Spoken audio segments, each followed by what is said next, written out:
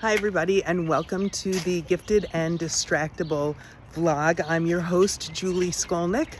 I'm the founder of With Understanding Comes Calm and the author of Gifted and Distractible. And on today's vlog, this month's vlog, I wanted to highlight the fact that this is the Teacher Appreciation Month and the Teacher Appreciation Week when this vlog will post.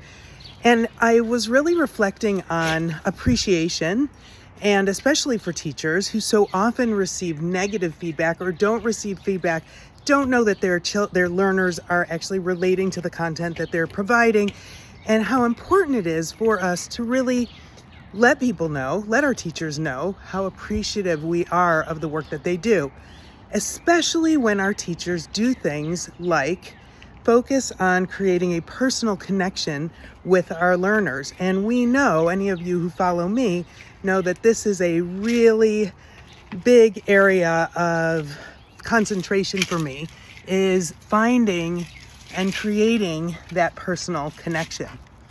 So teachers, I want to say to you, thank you to those of you who focus on behavior as communication and identifying triggers and creating strong personal connection with your learners so that they feel safe in your class, especially for our beautiful twice exceptional learners. But I also wanted to talk about something called Pirkei Avot, which is Ethics of the Fathers or Teachers of the Fathers. It's an ancient text that records thoughts and wisdom from rabbis. And as I was thinking about teachers, I remembered that there's so many of these teachings within this book called Pirkei Avot, or from the Teachings and Ethics of the Fathers.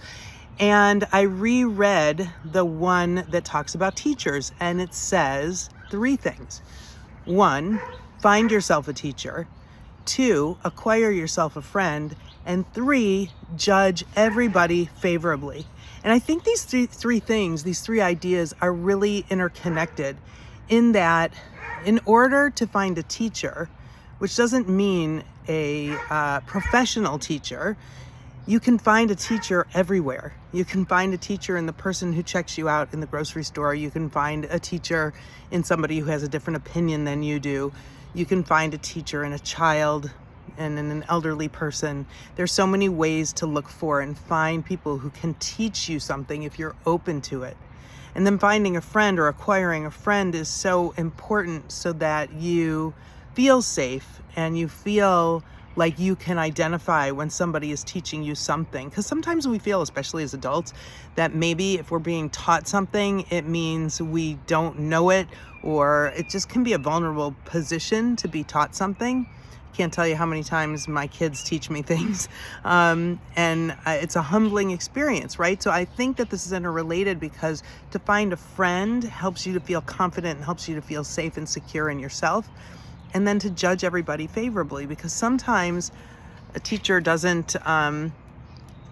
comes from a surprising place, or teaches in a way that isn't exactly the way you would want to be taught or hear something. And I think judging everybody favorably, giving everybody a benefit of the doubt, is a really important concept when you are a teacher, when you're being taught, when you're looking at a 2E child, when you find yourself neurodiverse in a neurotypical workplace. You want to be given the benefit of the doubt, and we want to give the benefit of the doubt to other people. So I think that this week and this month of Teacher Appreciation, somebody wants to say hello, Teacher Appreciation Week and Month, is really about identifying moments when you can feel like you're being taught or you're teaching somebody, and you can do so in a way that allows them to feel really seen and heard and safe. And so for me, that's how I really want teachers to know that I appreciate them, because of them creating that space where a child doesn't feel as though they're being judged, or inappropriate assumptions are being made, or misunderstandings are the basis for reactions to children's behavior. So thank you for listening to the Gifted and Distractible vlog. I'd love to hear your feelings and thoughts about this vlog. How do you experience teachers and teaching in your life? And how do your children experience teachers and teaching in their life? And I'm hoping that everybody can go forth today, and in a case where you might not necessarily naturally do it, give somebody the benefit of the doubt. Thanks for listening.